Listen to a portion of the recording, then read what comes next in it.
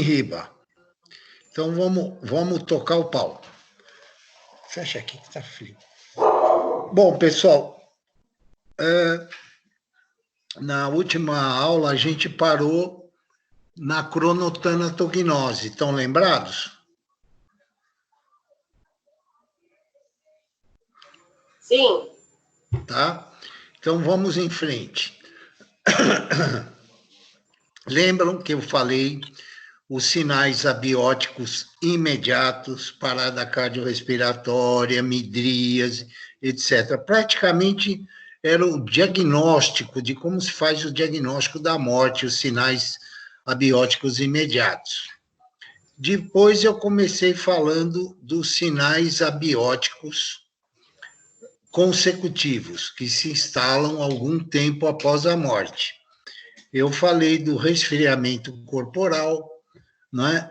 Falei que no adulto, o corpo, para entrar em equilíbrio com o meio ambiente, levava em média 24 horas e que nas primeiras 3 horas o corpo perdia 1 grau Celsius por hora, depois não se tinha mais parâmetro. Falei que na criança era em média 20 horas. Depois eu falei das hipóstases, né? Você já sabe o que é, aquelas manchas que aparecem e tal, nas regiões de declive por ação da gravidade, e elas começam a surgir após 2 horas, ficam intensas após 6 horas e se tornam fixas, tá? Quer dizer, antes de 6 horas você pode mexer que elas mudam de lugar. Depois das 6 elas ficam fixas. Então, vamos falar agora do terceiro sinal, né? Abiótico consecutivo. Depois nós vamos fazer um exercício. Rigidez cadavérica. Eu vou precisar de como eu não estou aí, né? Eu vou pegar modelo aqui em casa, né? O que é essa rigidez? Os músculos começam a endurecer. Não precisam anotar isso, é só para você ter uma ideia. Então, as proteínas que fazem a contração dos músculos começam a enrijecer e o corpo vai tendo aquela dureza, né? O cadáver fica endurecido. E essa rigidez se faz no sentido crânio-caudal, de cima para baixo. E como é que é essa rigidez? Vem cá. Eu já ensinei como é que faz a necropsia, né? Sim, já. Já. Então vamos lá. Vocês estão com sono, hein, gente? Espera aí.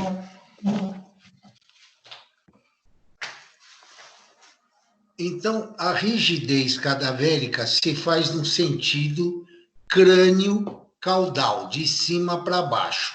Deixa eu pôr a câmera um pouquinho mais para lá, para vocês, vamos ver se pega. Espera aí. Então, presta atenção. Morreu de 0 a 4 horas, endurece os músculos da cabeça, da face e do pescoço, de 0 a 4 horas. No FBI, por exemplo, gente, é tão desenvolvida a coisa que eles examinam músculo por músculo da face e eles sabem um por um qual é o tempo de endurecimento. Então, eles olham, só esse aqui está endurecido, 20 minutos, 15 minutos, entenderam? Tamanha é a precisão deles. Mas, a grosso modo, de 0 a 4, beleza? Aí, de 4 a 6 horas, pega tórax e abdômen, envolvendo também, o braço e antebraço, tanto na frente como atrás. Vamos lá. De 0 a 4 horas, cabeça e pescoço. De 4 a 6 horas, tórax e abdômen. Na frente e atrás, pegando... Levanta. pegando o braço e antebraço também, ok? De 6 a 8 horas, já pegou o abdômen, pega as coxas, tanto à frente como atrás. De tal sorte, com 12 horas, o corpo inteiro fica endurecido, ok? Beleza isso aí, gente? Bom. Professor. Oi, meu amor. Só repete para mim, o senhor falou de 0 a 4 horas, cabeça e pescoço, e de 4 a 5 horas é o tórax? Às 6 horas. Às 6 horas? Isso, de 4 a 6 horas endurece tórax, abdômen, braço, antebraço, tá? Tá, obrigada. De 6 a 8 horas, coxas. Tudo na frente e atrás. Depois, 12 horas, está todo o corpo endurecido. Tá bom. Uma coisa importante a saber é que essa rigidez pode ser desfeita se houver movimentação do braço, do pescoço, pode ser desfeito, tá? Então, o legista vai observar se o corpo inteiro está duro. Então, ele vai falar pelo menos 12 horas. Estão entendendo, né? O corpo, presta atenção agora, isso é chato, mas infelizmente eu tenho que dar porque cai em concurso. O corpo fica totalmente duro de 12 a 36 horas. Vou repetir. De 12 a 36 horas, o corpo fica totalmente duro, enrijecido, rígido, ok? Depois de 36 horas, sob o efeito da putrefação, o corpo começa a apodrecer, ocorre o relaxamento no mesmo sentido, de cima para baixo. A rigidez vai se desfazendo de cima para baixo após 36 horas. Porém, não segue os horários, é muito relativo. Não tem horário, cabeça tantas horas, não. Depois de 36, começa a amolecer. Pode amolecer primeiro o tórax, o pescoço, aí não tem mais lógica.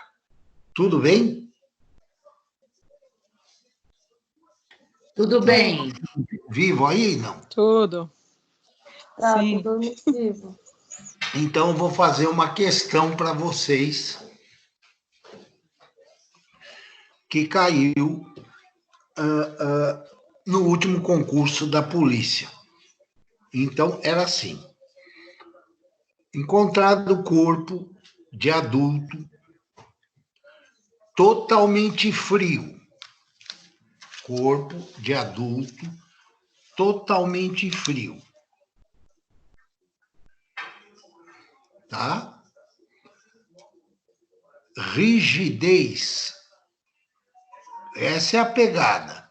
Rigidez cadavérica somente nos membros inferiores. Hipóstases fixas.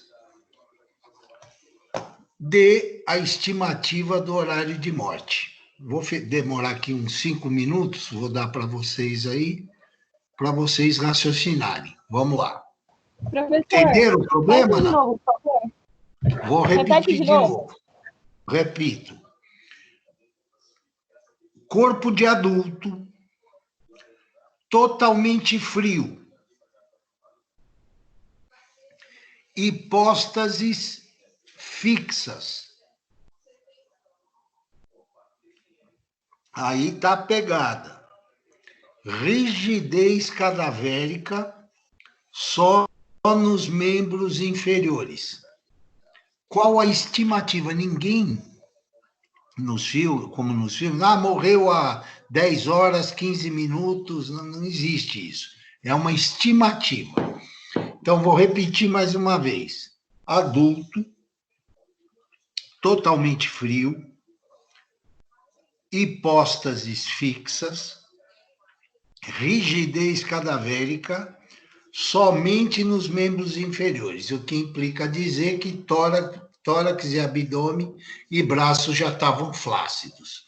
Qual a estimativa do tempo de morte? Alternativa A. Eu acho que, Oi? eu acho que tem mais de 36 horas. Porque para ter 36 horas, já, com flacidez, Aumenta aí. Aumenta tem mais de 36 horas. Ó, isso. Quem foi que falou 36 horas. Isso, eu queria ter filho. Eu queria ter filhas. 24 mais 6 e mais 6, 36 horas. Então, exatamente. Mais de 36 horas. Isso. Por quê? 24 está totalmente frio. 6 horas da hipóstase aí não vai ajudar muito. Mas ele estava flácido na parte superior, quer dizer que passou as 36 horas. Perfeito. Entenderam ou não? Eu quero um ponto, prof. Na área de interesseira.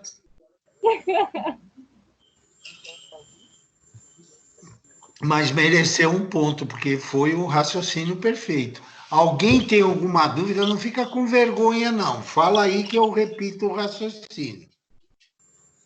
Repete para mim, então, professor, que eu estava anotando. Tá, joia. Então, vamos lá. A pessoa está com hipóstase fixa, certo? Certo. Então, são mais de 6 horas. Isso. Ok? O corpo está totalmente frio, certo? Se você tivesse só esses dois dados, você ia falar pelo menos 20 horas. Mas tem um terceiro dado. Rigidez cadavérica só na parte de baixo, nos membros inferiores. Ora, lembra que eu falei? A rigidez fica até 36 horas. Depois de 36 horas, começa a amolecer de novo. Ora, se está mole aqui no abdômen, ora, tem mais de 36 horas. Isso. Beleza, pessoal? Entenderam? Entendi, professor. Obrigado. Ó, se tivesse duas alternativas assim, por exemplo, A, 36 horas, B, acima de 36, qual que é a correta? Acima de 36. Entendi. Ok? Entenderam? Não? Sim. Ok. Então, é isso que vai cair. Eles vão dar um casinho, isso para investigador, escrivão, delegado, enfim, para qualquer carreira, vão dar um casinho lá, papiloscopista, vão dar um casinho lá para você matar, tá? Esse aí é o mais difícil. Normalmente vai cair assim, olha, o corpo estava quente, tá? Aí não vai te ajudar muito. Estava quente. Hipóstases fixas, tá? Então, você raciocina, se está fixa, pelo menos 6 horas, tá? Rigidez cadavérica, presta atenção, rigidez cadavérica já pegando o abdômen. Qual a estimativa do tempo de morte? Quer dizer, pegando cabeça... De 4 a 6 horas? Oi? De 4 a 6 horas? De 4 a 6 horas? Não. Não entendi muito bem essa do parte do corpo, professor. Explico Aí de vai novo. rigidez. Não, fica tranquila. Vamos sedimentar bem isso. O corpo está quente, não está? Então não te ajuda em nada isso. As hipóstases estão fixas, então pelo menos 6 horas, ok? Sim. 6 para mais. A rigidez cadavérica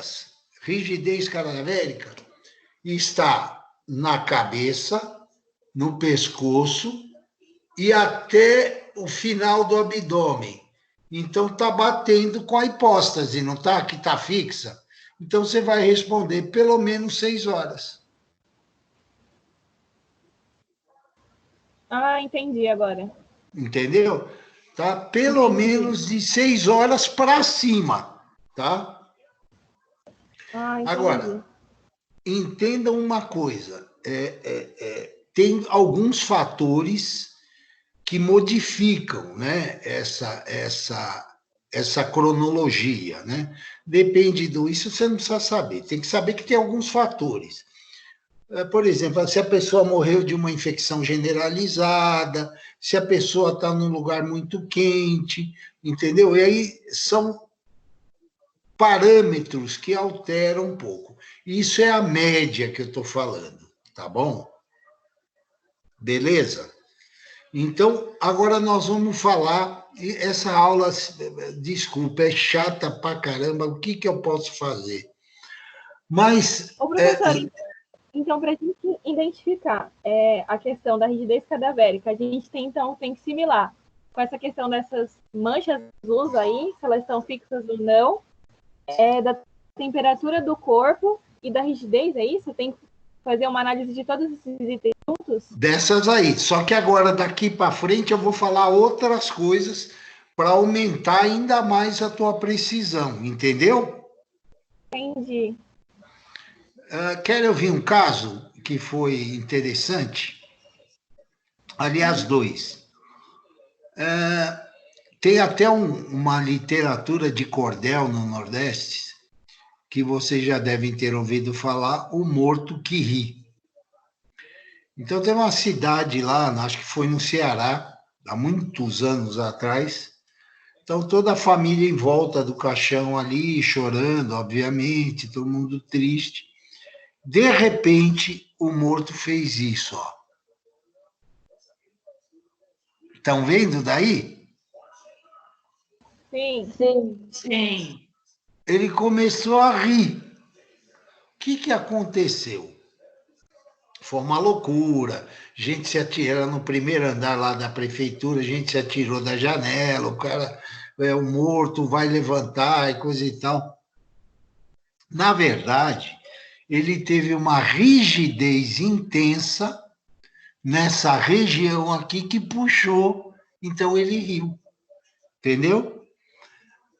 Tem um caso que é contado, eu não vi, não presenciei, foi bem antes de eu entrar no ML. Imagina, tinha um sujeito, né, um cadáver, deitado na mesa do necrotério. Então, os dois, o legista mais o auxiliar, estavam numa outra mesa fazendo a necropsia de um outro cadáver. O morto estava deitado, de repente, ele começou a levantar e ficou sentado na mesa.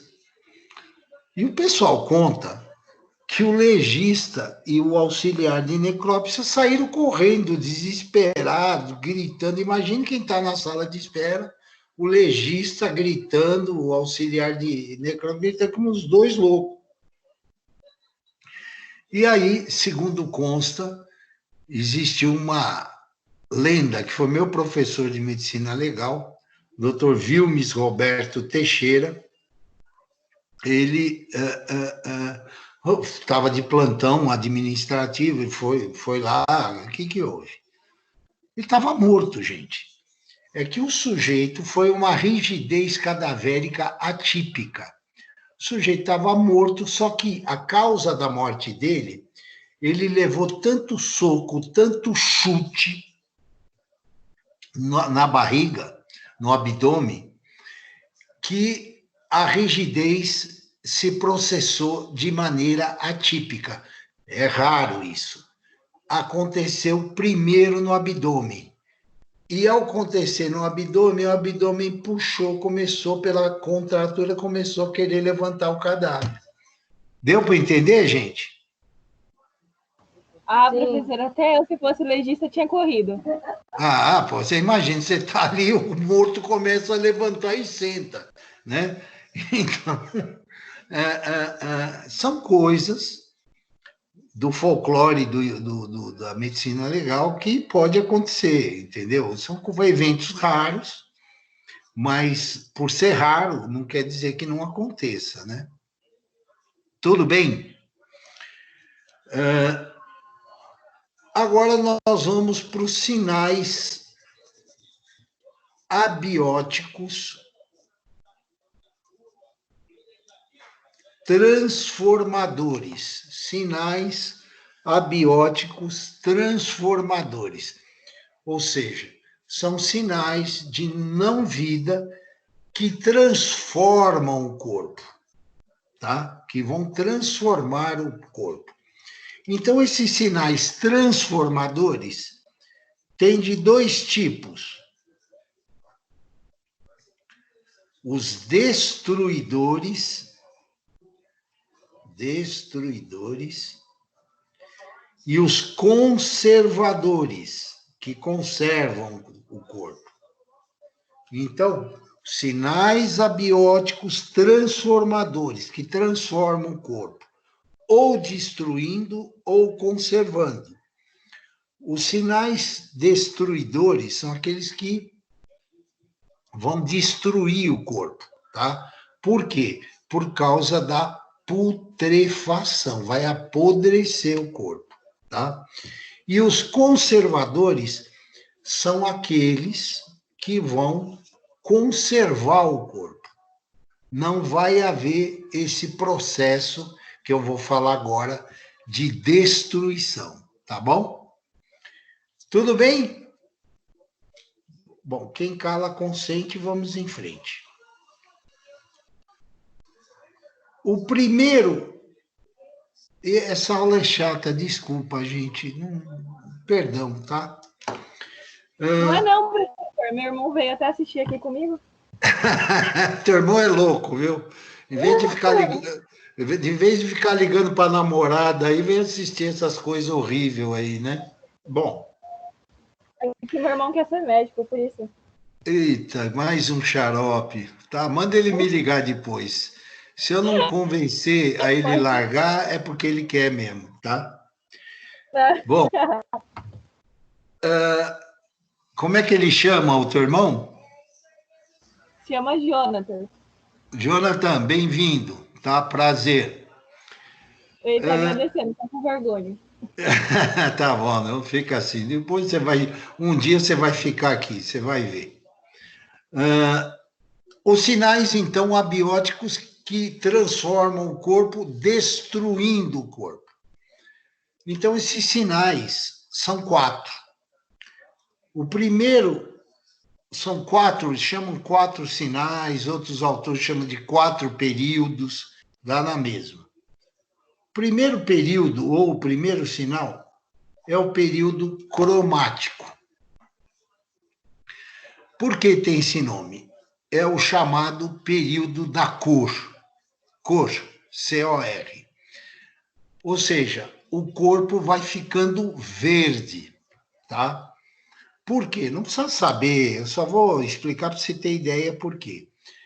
Porque a gente começa a fabricar, o cadáver começa a fabricar um gás no corpo chamado gás sulfídrico, que vai dando essa cor esverdeada no corpo, tá? O corpo vai ficando verde, tá? Então, por isso que chama período cromático, ou período da cor. Eu vou levantar aqui para vocês entenderem. Esse período cromático começa aqui, ó. eu vou fazer um stripzinho. Tá aqui a minha barriga. Do lado direito aqui, ó, onde eu tô, do lado direito aqui, nessa região ó, que eu tô batendo, fossa ilíaca direita, aqui, ó. Então, aí, na fossa ilíaca direita, começa a aparecer essa mancha verde. Isso se chama mancha verde abdominal. Mancha verde abdominal. Que aparece depois de 24 horas da morte do indivíduo. 24 professor, horas. é mancha verde o quê? Abdominal. Na barriga. Mancha verde abdominal. Que aparece depois de 24 horas do indivíduo morto. Entenderam? E essa mancha lá naquela região que eu falei, fossa ilíaca direita, começa a se espalhar pelo corpo inteiro, né? Começa a pegar o corpo inteiro. Então, até 3 dias, o corpo inteiro está verde, tá? O corpo inteiro está verde, tá? Logicamente, nessa fase aí, 2, 3 dias, o mau cheiro exalado pelo corpo é terrível, né? Então, todo mundo entendeu? Vou repetir. A mancha verde abdominal aparece naquela região lá na fossa ilíaca direita depois de 24 horas, tá? Até 3 dias o corpo inteiro fica verde. Então, você vê que está melhorando cada vez mais a nossa precisão em dar estimativa do tempo de morte. Tá? Ok? Tudo bem até aí? Ô, professor, Fala, meu amor. depois de 2 a 3 dias o corpo inteiro fica verde, certo? Aí parou a dúvida. Como que faz para poder, na hora que vai colocar o corpo no caixão, ele não tem a aparência de verde? É porque tira todos os órgãos ou porque tem produto? Qual o procedimento? O que acontece? Às vezes, o corpo é achado depois de 2 dias e a família vai ver, vai para o sepultamento, o corpo não está tão verde. Por quê? Porque se a família mora longe, o corpo vai ser transportado, se injeta uma série de líquidos, principalmente o formol, que conserva o corpo. Deu para entender? E para esse processo. Entendi. Entendeu? Entendi. Obrigada. Bom, agora vocês já jantaram? Já. Agora veio o pior período. Quem já jantou, paciência. Não. Ainda não, graças a Deus. Quem não jantou, vai fazer regime hoje. Depois do 3º dia, tá? O corpo está todo verde. Começa uma formação contínua de gases, tá? Esses gases são sendo produzidos pelas bactérias que estão nos destruindo, tá? Então, elas começam no metabolismo dela a soltar o mesmo gás sulfídrico que deu a cor, tá? Já tinha o gás, mas esse período chama de gasoso porque é marcante, né? A quantidade de gases que o corpo tem. Então, o corpo... Então, a criação de gases é a partir de 3 dias. Isso, fica mais intensa, vamos colocar assim, a partir Tá. de 3 dias, tá? Ok? Aí, nesse período gasoso, o corpo começa a inchar, inchar, inchar, incha, os olhos saltam das órbitas, a língua vem para fora, o intestino começa a ser expulso pelo ânus, o útero, às vezes, é expulso pelo ânus, os testículos ficam gigantescos. De repente, pá! O que aconteceu? O corpo explode, tá? E é muito comum, às vezes no cemitério, as pessoas ouvirem ruídos como uma explosão. Pá! São corpos enterrados depois de 3 dias, depois de 15, 20 dias, ocorrer essa explosão. Então, esse período vai de 3 dias até 3 meses. Vai de 3 dias até 3 meses. E aí tem um problema. Vocês já ouviram falar umas histórias aí? Ah, fui desenterrar, infelizmente, exumar um parente meu para dar espaço na campa lá para outro, e o corpo estava virado. Ah, sei de um caso de um ator que foi encontrado com o corpo virado. Na verdade, isso é um movimento passivo. Realmente o corpo se mexeu devido a essa explosão. Estão entendendo, não? Oi, pessoal. Sim. Entenderam? Então o corpo se mexe. Então, você vai ver o corpo numa posição diferente.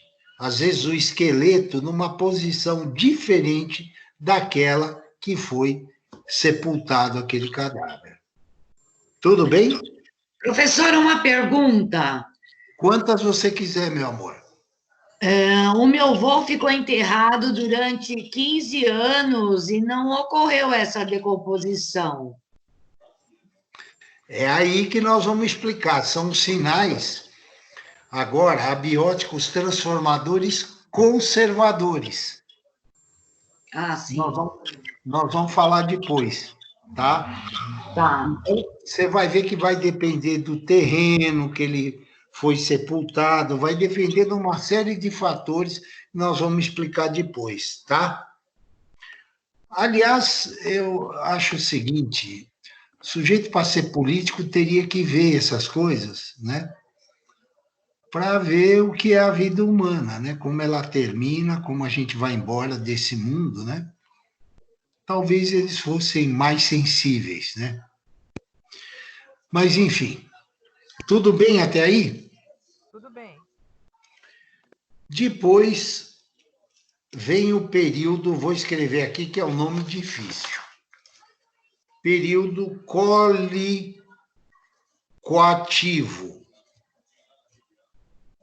Período colicoativo. Tá dando para enxergar aí, pessoal? Deu. Sim.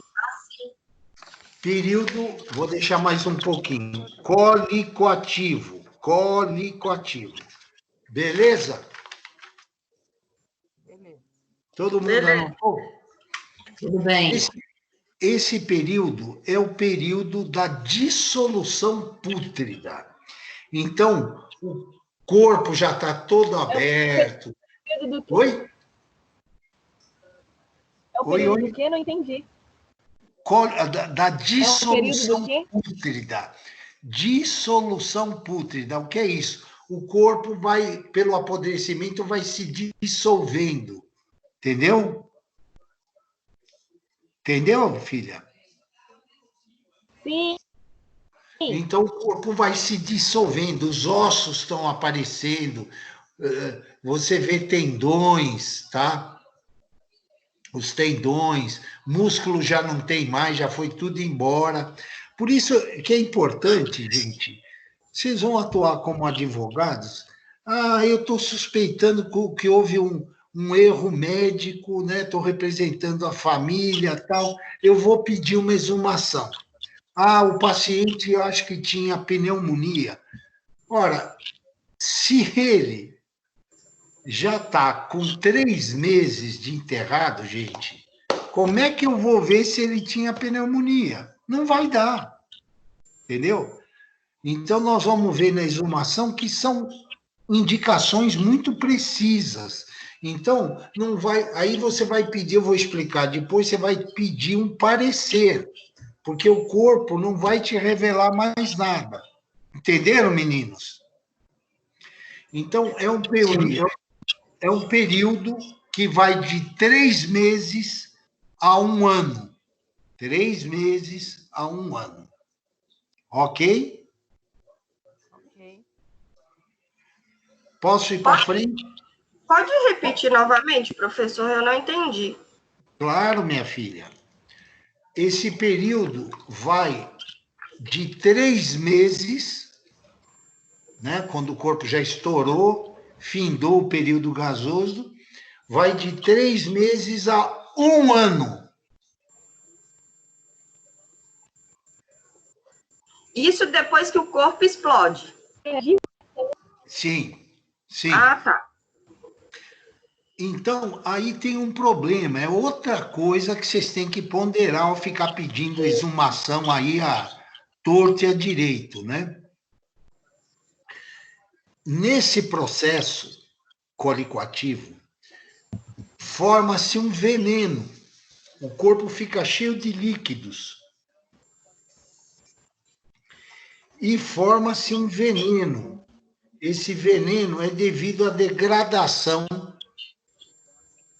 de proteínas, né, que tinham no corpo, elas ficam degradadas e formam um veneno, que se chama, tá aqui do lado, ó, ptomaína. Pitomaína. Isso, ó. Ptomaina. Ptomaínas. Beleza? Só para vocês terem ideia, é um veneno, o veneno mais forte que existe na Terra é o tal da naja. O veneno mais forte é da mamba negra, da aranha, tal. Não, esse é o veneno mais poderoso da Terra. Dizem que uma gota é capaz de matar 30 homens, a quantidade de veneno que tem ali. Tá? E já pessoas morreram, né? Fazendo autópsia, fazendo exumação, falei 2 erros, necropsia e fazendo exumação, em que uma peça, um resto mortal caiu, espirrou no líquido, bateu no olho da pessoa, ela morreu, né? Envenenada pela ptomaína. E não tem antídoto, tá? O corpo absorveu, isso é fini. Quer dizer que morre na hora que faz a ingestão do veneno. Ou morre depois de 1 ou 2 horas, tá? Tá. Entendeu? Então, você precisa ter muito critério, que nós vamos ver a seguir, para não ficar pedindo qualquer coisa, exumação. Exumação envolve um risco profissional. E eu não estou falando para não trabalhar.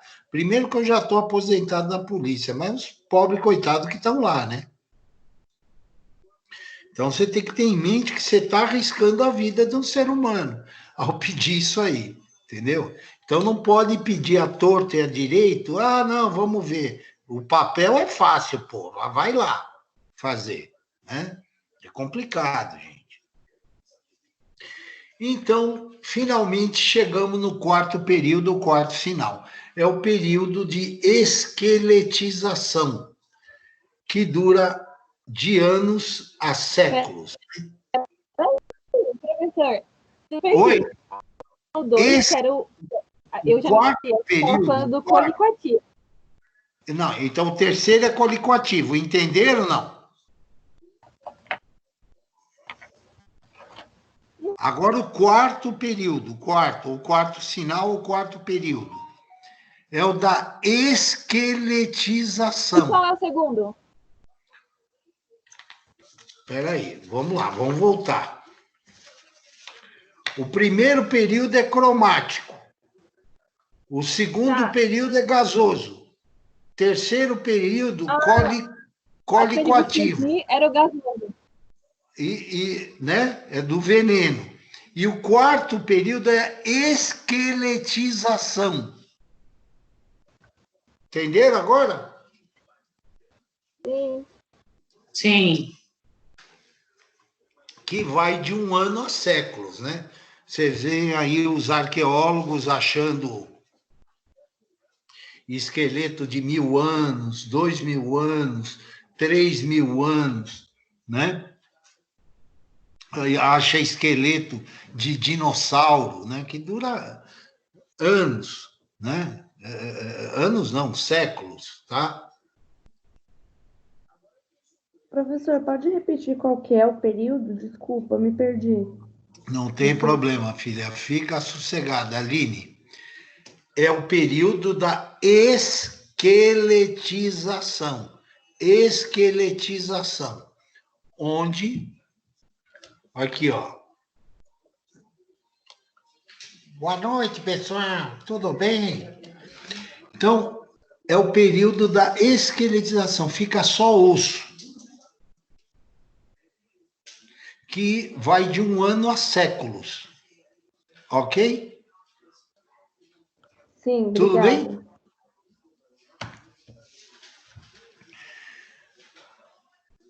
Esse é o calendário cronotanatognóstico.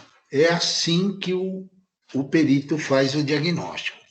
Agora, também tem outras situações, não é muito usado aqui no Brasil. Às vezes as situações de crime necessitam de um horário exato.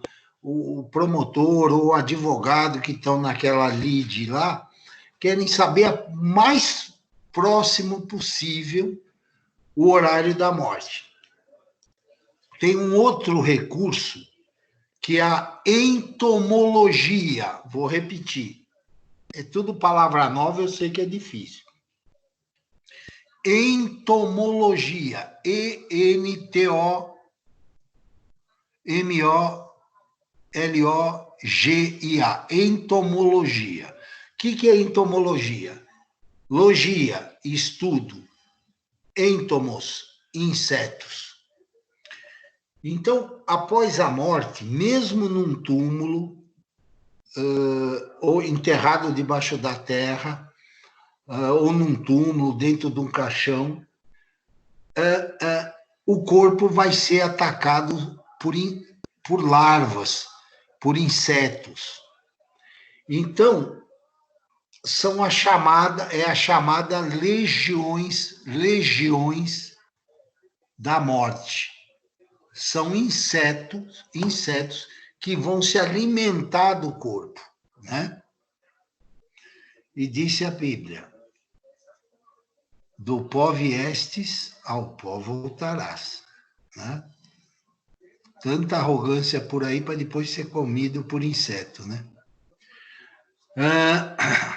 Entenderam? Eu sei que é pesada a aula 2, só dá silêncio, mas... Entenderam? Entendi, não vou mais matar barata, professor. Mas você vai ver, é assim, ó, essas legiões da morte, a primeira a atacar o corpo são os dípteros, não precisa anotar isso. Díptero é mosca, a mosca. É a varejeira, a mosca comum. Então, por isso que é nojento, cara. Você está comendo num lugar, num restaurante, e vê uma mosca. Você não sabe por onde ela andou, né? Entendeu? Então, a mosca doméstica ou a varejeira, ela vai lá e ela vai comendo e colocando ovos, que são larvas, que se transformam em larvas. O perito entomologista pega aquela larva, examina no microscópio e, de acordo com o grau de desenvolvimento dela, ele é capaz de falar assim: olha, tem 3 dias, 4 dias de morte pelo desenvolvimento da larva até chegar na mosca. Deu para entender? A segunda legião a atacar são, vocês vão ficar chocados agora, são os, não, agora não, é na terceira, os coleópteros, traduz para besouro, os besouros. Então, eles começam a comer o cadáver, colocam larvas lá, aí o perito pega a larva, sabe? Bom, isso é besouro. Isso é besouro, então é segunda legião. Essa larva desse besouro, então, no estágio que eu estou vendo aqui, já tem aproximadamente 20 dias, 30 dias de morte. Deu para entender? A terceira... Professor. Oi? Posso te cortar um momento? Pode não, deve. O senhor está falando aí que os besouros aproximadamente de 20 a 30 dias. Não precisa decorar isso que ninguém vai te não, pedir. Sim. Nem eu sei. Eu só queria entender o seguinte,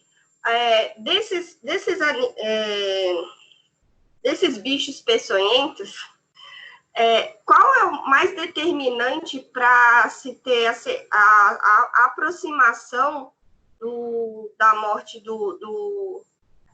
a morte lá do cadáver, né? O tempo de morte. Isso. Você vai ver pelo estudo do desenvolvimento da larva, do filhote que ele deixou lá no cadáver. Entendeu? Entendi. Obrigada. Tá? Então, quem gosta de pescar sabe disso, né? Eles usam vermes para pescar, né? Já viu pôr aquele verme no anzol e vai pescar. Esse verme geralmente é de mosca, é de besouro, entendeu? Então, aquilo é uma larva. Essa larva você usa para pescar, tá? Obrigada. E o terceiro, depois eu vou falar até o 3. O terceiro são os lepidópteros. Olha cada nome, não precisa anotar isso. Lepidópteros, que vocês vão ficar chocadas e chocados, a borboleta. Gente.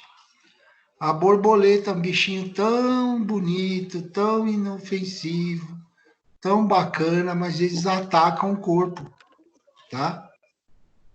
Tá ok? Então, vai indo assim até a 7ª legião. Então, põe bem na cabeça o que você precisa saber. O que a entomologia faz? Ela estuda os insetos e, pelo desenvolvimento da larva, do ovo, eles põem ovos lá no cadáver, o ovo eclode e sai uma larva. Então, pelo desenvolvimento, do estágio de desenvolvimento dessa larva para virar uma mosca, uma borboleta, um besouro, etc., um bicho qualquer, pelo desenvolvimento ele sabe quanto tempo está. Deu para entender?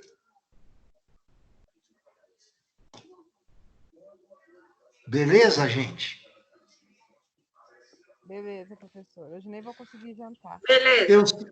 Desculpa, né? Mas eu tinha que dar isso, é chato. As outras aulas vão ser mais legais, né? Vão ser um pouquinho menos pesadonas, né? Mas paciência. Professor, por favor. Fala, meu amor.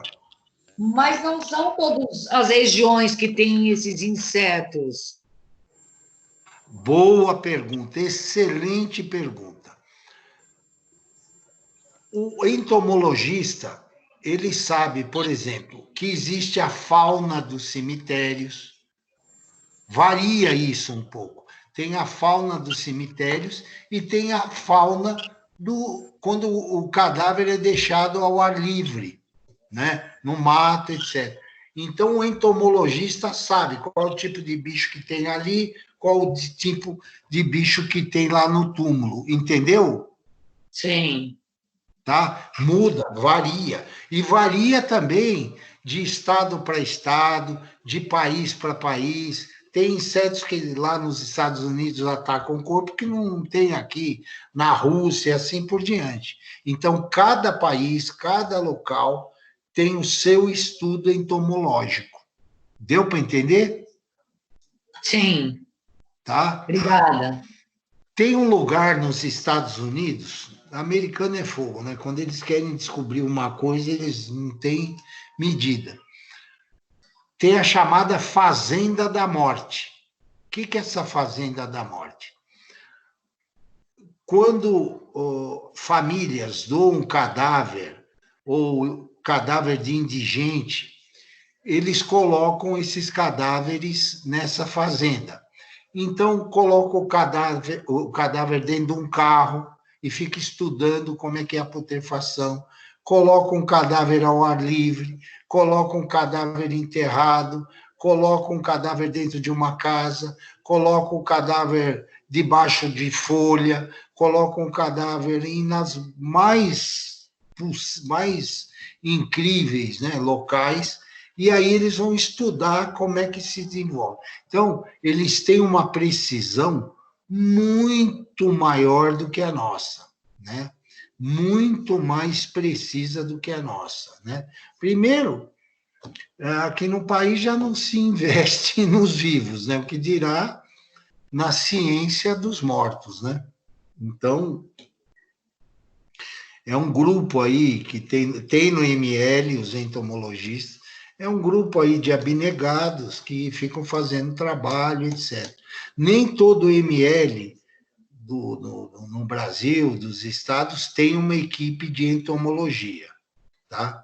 São Paulo tem. No Rio, não sei se tem. Acho que no Paraná tem. Então, são poucos estados que têm, entendeu?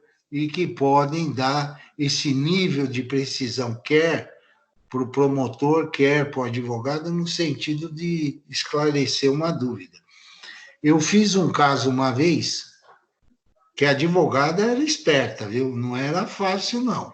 A advogada muito inteligente.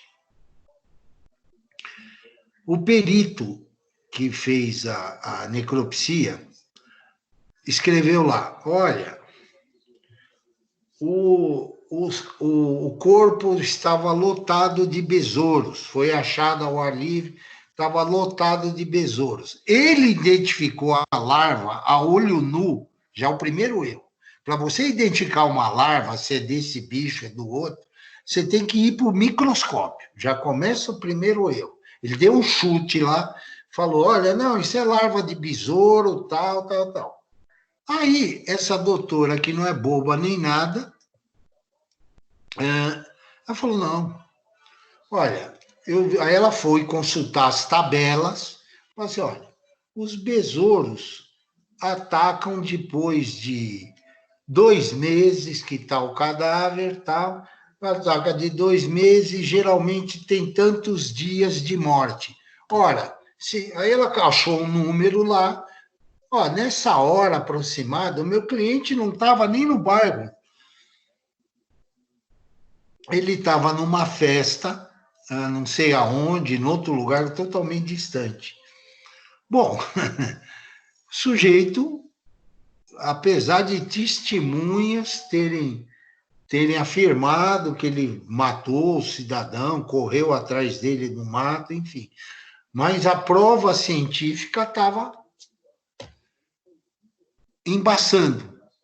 Bom, eu sei que esse cidadão, ele, no primeira instância, devido à prova científica, né, que é a rainha das provas, ele foi inocentado. Havia uma dúvida razoável se foi ele, né? A prova testemunhal, aí a advogada habilidosamente, olha, vamos colocar 3 pessoas, relativo, tal, enfim. Aí foi para a segunda instância, o Ministério Público, aí me pediram um parecer. Primeira coisa, eu bombardeei o legista. Eu falei, como? A olho nu, ele identificou a larva. Como? Segundo, ele não é um especialista, ele não sabe que tipo de larva, que tipo de bicho ataca o corpo naquela região. Então, não dá para afirmar. A sorte que foi guardada na geladeira lá do ML uma larva. Aí eu encaminhei para a entomologia e era uma larva de mosca. E pelo estadio dela, o corpo tinha apenas 4 dias, né, de data da morte, quer dizer, e compatível com a presença dele lá, do suspeito no bairro. Então, gente, você vê o nó que essa advogada deu. Se o promotor não pede um parecer, não tem habilidade de pedir um parecer, cara na rua, tranquilamente. Puxa vida, eu fui depor lá, eu fui cumprimentar a advogada. A senhora foi de uma habilidade, parabéns, sou seu fã, entendeu? Aí ela brincou, bom, mas peguei você pela frente, né? Você destruiu aí o meu álibi. Mas, gente, vai ver aquilo que eu sempre falo para vocês. Quem sabe, sabe.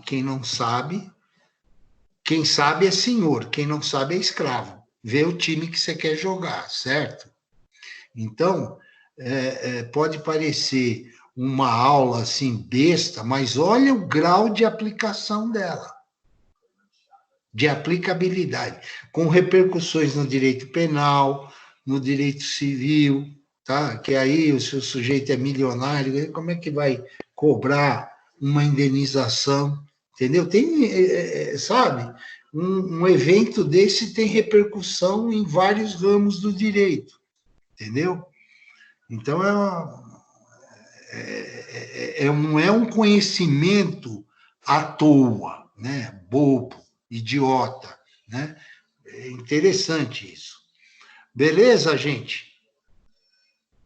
Beleza, professor. Professor, Bom, boa noite. Boa noite, filho. Vou trazer um fato que é um pouco desagradável Claro. para mim, mas eu vou trazer à tona. Claro. Fazem 26 anos que eu perdi meus pais, né? Meu pai Sim. foi em 96, depois minha mãe foi em 98. Sim. Aí a gente foi fazer, depois de 3 anos, a exumação dos despojos mortais deles, para colocar na gaveta. Sim. Aí meu pai foi enterrado na gaveta e minha mãe na terra. Então foi retirado ao mesmo tempo. Tem alguma coisa a ver em relação da terra, ou dependente da doença também, para retirar os ossos mortais na mesma época? Olha, a sua pergunta não é para encher sua bola, não. É no mínimo, brilhante. Infelizmente aconteceu com seus papais, mas a terra também, a composição da terra, sim, senhor, tem influência também na decomposição. Perfeito. Tem influência, sim. Às vezes, 2 cadáveres enterrados lado a lado, mas aqui, vamos supor, do lado esquerdo tem um solo um pouco mais diferente do que o outro, e interfere, sim, na decomposição. Não sei se eu respondi, Jairo, a tua pergunta. Não, sim, respondeu sim. Mas dependente da doença também, no caso, também. Isso, também tem outra. Vamos colocar assim. Vamos supor, não vou dar como exemplo os seus pais, mas uma pessoa qualquer aí morreu de septicemia. O que é septicemia? É uma infecção generalizada. Então, no hospital, deram um monte de antibiótico para ela, um monte de antibiótico para essa pessoa. Ora, você concorda que o antibiótico vai atrasar a putrefação. Então, esses períodos vão ficar diferentes. Eu estou dando uma média estatística importante, significativa. Mas esse fator, com certeza, Jairão, iria alterar. Entendeu? Foi claro, não? Não, sim. Sanou minha dúvida. Aí, uma colega de vocês também fez uma excelente pergunta. Não sei quem foi, agora foi uma colega aí, que é a respeito do avô. Quem foi? Fui eu, professora Sandra. Oi, Sandrinha, tudo bem? Então, seguinte, agora nós vamos falar que pode ter sido o caso do seu vovô. Nós vamos falar dos sinais abióticos conservadores, ou seja, em vez de destruir o corpo, conserva o corpo. E desses sinais conservadores, o primeiro fenômeno é a mumificação. Mumificação. Mumificação, múmia. Tem duas maneiras de se produzir uma múmia, ou de maneira artificial, como os egípcios faziam, ou, dependendo do solo onde ela é enterrada, a pessoa, vamos colocar assim, na caatinga nordestina, no deserto. Então, o que acontece? É um solo extremamente seco e quente, e muito ventilado. Então, o que acontece? O corpo sofre uma desidratação profunda e a ventilação não permite a deteriorização. Então, o corpo fica bem reduzido, mas guarda as feições, né, daquela pessoa. Então, você vê, o corpo fica murcho, né, chupado, vamos colocar assim, mas você vê a pele em volta, tá, os tecidos atrofiados, dá até para você fazer uma necropsia, né? Você viu... Oi? Eu lembro de uma reportagem que eu vi, já tem um tempinho, que encontraram uma múmia, eu acho que lá pela região aqui na América mesmo, Latina, não lembro qual era o país exato, não sei se era Chile, se era, sei lá, Uruguai, era um desses países, mas tinha encontrado uma múmia de uma garota, que é uma adolescente, aí eles foram fazer um estudo e verificaram que tinha anos e anos e estava intacto o corpo dela. Perfeito, é isso aí. A mumificação. Então... Eles conseguiram identificar no corpo dela que tinham induzido alguma coisa que ela morreu sem dor, sei lá. Eles fizeram um estudo bem aprofundado mesmo. Perfeito, você vê, é aquilo que você falou, dá para fazer uma necropsia e descobrir do que ela morreu, entendeu? Depois nós vamos aprender, dá para descobrir o sexo, a raça, a idade, às vezes se ela foi envenenada, então, pela mumificação. Professor. Agora, oi, Sandra, fale. Veja, esse inteirinho desses anos que o meu avô faleceu, ele ficou perfeito. A única coisa que deteriorou foi os cabelos. Ele não ficou mumificado. Aí que tá. Esse é o outro processo que eu vou falar agora. Quer ver eu adivinhar? O seu avô foi enterrado num lugar úmido, que tem muita umidade. O cemitério ficava antigamente o que era um pântano. Não sei, era o cemitério de Perus. Ah, Perus, perfeito. Perus tem um lençol freático muito próximo da superfície. O que acontece? É o segundo. Agora é um nome desgraçado. Seu avô sofreu saponificação. Saponificação. Vamos lá. C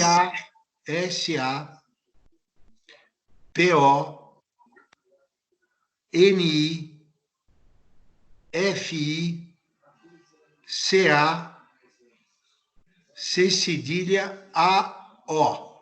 A-T-U-O. Saponificação, tá? O que acontece aí, Sandra? Boa pergunta. O que aconteceu com o senhor, seu avô? Ele foi enterrado, provavelmente num terreno extremamente úmido, tá? Aí é o contrário da mumificação. Terreno úmido e pouco ventilado. Então, a água vai encharcando aquele corpo, e a baixa ventilação também do terreno ocorre que o corpo forma uma substância chamada adipocera. Desculpe, mas ele parecia que estava assim mesmo.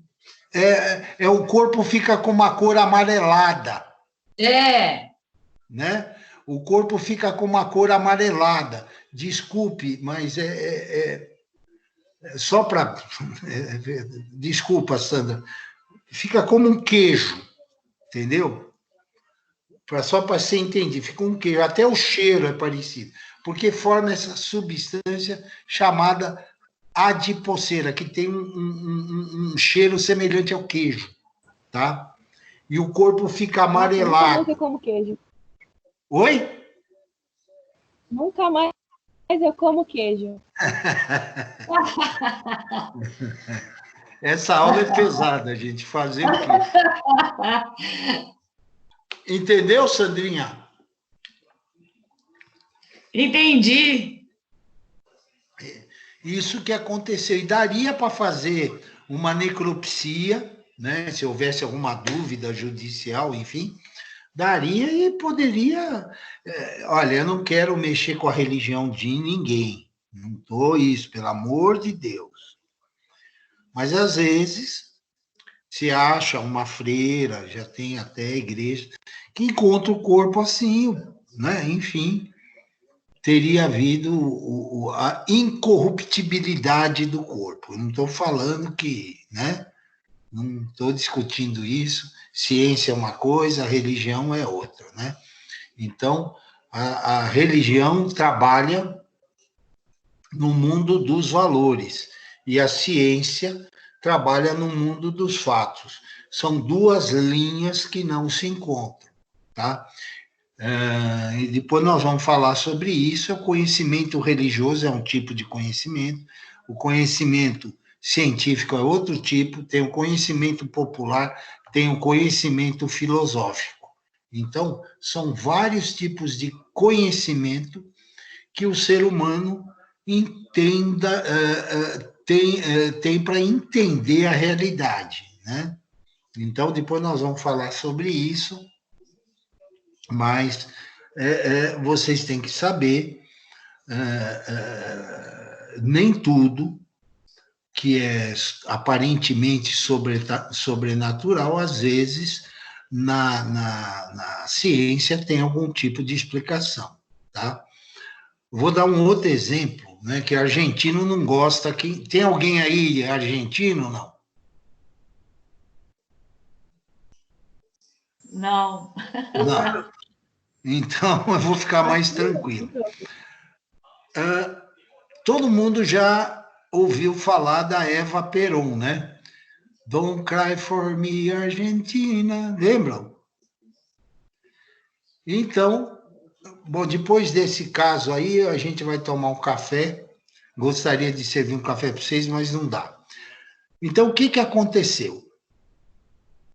A Eva Perón morreu, depois o marido continuou no poder, o Perón, aí houve um golpe de Estado, e para o povo visitar Eva Perón, os argentinos são os maiores especialistas no mundo, para quem não sabe, em conservação de corpo, tá?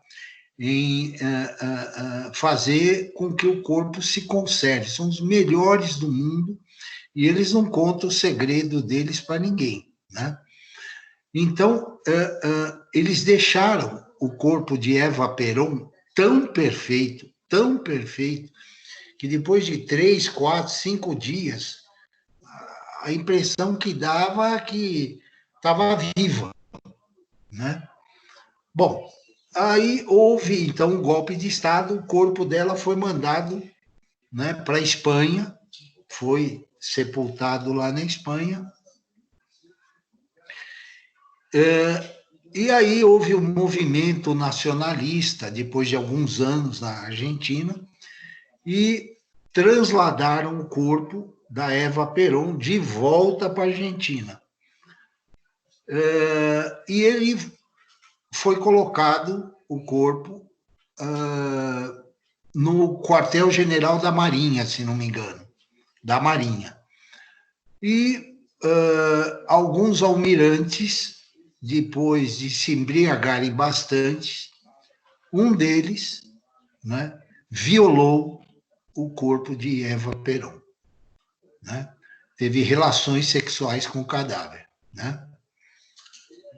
E isso é um fato que, se vocês procurarem na internet, vocês vão achar. Depois dessa violência, né, o corpo foi levado e foi enterrado, sepultado num cemitério lá que é famoso, no La Recoleta. La Recoleta, tá lá. Eu não me surpreenderia se houvesse uma exumação e o corpo continuar perfeito. Um outro exemplo que eu dou para vocês de embalsamamento, essa é a técnica perfeita, foi do corpo de Lenin, né? O ícone da Revolução Bolchevista de 1917. O Lenin, ele ficou ali no Kremlin, no museu ali, 80, 90 anos em exposição, o corpo perfeito, perfeito, muito bem embalsamado. E aí, acho que deixa eu ver, para não falar besteira para vocês, acho que nos idos de 1990, 91, o corpo começou a apresentar alguns sinais de putrefação, eles resolveram sepultar em definitivo. Alguma pergunta, gente? Professor? Fala, meu amor. Gente, não consigo. Essa saponificação, qual é o tempo que tem o término disso, desse processo que ocorre? Não tem um tempo, pode ficar assim para sempre, filha. Porque a gente... Uhum. Aí, de repente, no caso do senhor, seu avô, tiraram o corpo da cova, e se fosse sepultado em outro local, com condições diferentes, ele aí o corpo poderia entrar em processo de dissolução, vamos dizer assim. Poderia. Entendi. Agora, um outro exemplo, é muito comum, eu vi um caso, né, de um camarada fantástico, esse caso. É um italiano estelionatário, ele chegou aqui no Brasil falando que era um grande marchand de obras de arte, enfim, e que tinha obras de Van Gogh, de Degas, esses Toulouse-Lautrec, enfim, esses pintores geniais, né? Tem obras que valem verdadeiras fortunas, né? Então ele chegou, teve até um entrevistador, não vou falar aqui que está sendo gravado, né? Que foi entrevistá-lo, tal, não sei se era matéria paga, e ele falou: olha, eu tenho várias obras aqui, eu já estou velho, estou querendo dividir com a humanidade, tal, eu vou fazer um leilão. E assim foi. Foi feito um leilão lá dessas obras, aí o arremate lá na época, imagina, hoje é muito dinheiro, naquela época era muito mais, ele levantou quase 10 milhões de dólares, né? Hoje é muito dinheiro, lá faz o que isso, 35 anos, hoje valeria uns 30 milhões de dólares, né? Bom, aí, um belo dia, né, não tem crime perfeito, um sujeito lá comprou uma das obras lá, deu uma festa, né, babaca, né, deu uma festa lá, olha, comprei e tal. Então, que tipo do cara que não entende de arte compra para se mostrar, né, para aparecer. E nessa festa ele convidou um especialista em arte. Aí ele todo emocionado, olha, eu comprei isso aqui, não me lembro, Matisse, sei lá. Aí o sujeito se aproximou da obra, olhou, falou, nossa, muito interessante. Não era nem real, acho que era cruzado na época. Quer 10 cruzados, eu compro agora. O cara riu, imagina, o senhor está louco, 10 cruzados, você bebeu? Isso aí não vale mais que 5, eu estou dando o dobro. Isso é uma falsificação ridícula, mal feita, entendeu? Que é grosseira, que não escapa, não preciso ser eu, um iniciado em arte, vai descobrir, isso é ridículo. Bom, você imagina a cara do sujeito, né? Aí deu uma confusão, saiu no jornal, um monte de gente mandou avaliar e viu que eram obras falsas. A Interpol foi colocada no encalço desse sujeito. Sabia-se que ele tinha uma namorada, que ele teve um filho aqui no Brasil com ela, vivia no Sul, e a Interpol começou a rastreá-la, né? Segui-la, enfim, interceptaram uma carta dela lá para uma amiga do cidadão lá na Itália, em que ela falava que ele tinha morrido, queria uma ajuda da família dele lá na Itália e tal. Ele teria morrido e estava enterrado no Getsemani. Você sabe onde é que é esse cemitério? Lá no Morumbi. Aí ela dava até a campa, tal, que lugar estava enterrado, com o nome verdadeiro dele. Aí a Polícia Federal foi lá, exumou, pediu para o ML comparecer, coisa e tal, fazer toda... Depois nós vamos aprender como é que faz a identificação. E ele estava num processo de saponificação. O corpo dava a impressão, como o vovô da Sandra, parecia que tinha morrido ontem, né? Tamanho, né, Sandra? Você chegou a ver? Sim, vi. Cada 3 anos nós iríamos até o cemitério, nós íamos até o cemitério e desistimos, porque Né? nunca estava em decomposição, mesmo tirando, né? Quebrando Entendeu? o caixão. Que aí volta para o mesmo solo. É provável que o Ayrton Senna, que está enterrado ali, tenha sofrido mesmo, pode ser que tenha sofrido esse processo, entendeu? Então, porque lá no Getsemane era um pântano, né, que depois fizeram uma obra lá, aterraram o pântano e tal, e virou um cemitério, né? Só que a água infiltra. Beleza, pessoal? Beleza, professor. Obrigada. Beleza, professor. Obrigada. Então, vamos fazer um intervalinho, né, de uns 15 minutos ou 20, tá bom? Tá ótimo. Ok. Vamos tomar um café e depois a gente volta. Até já. Até.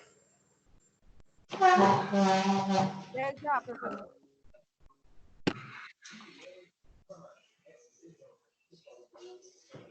Foi bom?